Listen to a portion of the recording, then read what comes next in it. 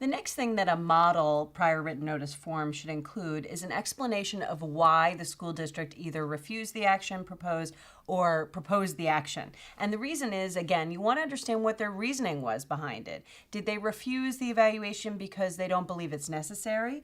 Did they refuse the evaluation because they plan to do it next year? Knowing why a decision was made is a big part of a parent's having understanding of the decision making going behind their child's individualized education program, and that's one of the reasons it's required. Well, you don't want to just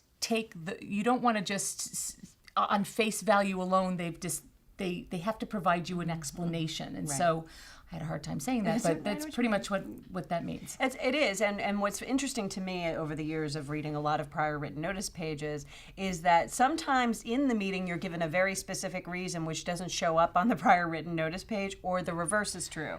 Sometimes you ask why, you're given no reason at all, and then when the paperwork comes home, there's actually an explanation. So in any event, the document itself is required to have an explanation. And that's a good point that you brought up, because if you know ahead of time of going into the meeting that they're supposed to do these things and they're required, then you may be able to ask some probing questions as the parent and not just wait for the paperwork to come back where it has the explanation. Yeah, and the tip might be that in the meeting, if they're not giving you an explanation, you can simply say, prior written notice, I'm supposed to be given an explanation of your reasons for this refusal or for the proposed action.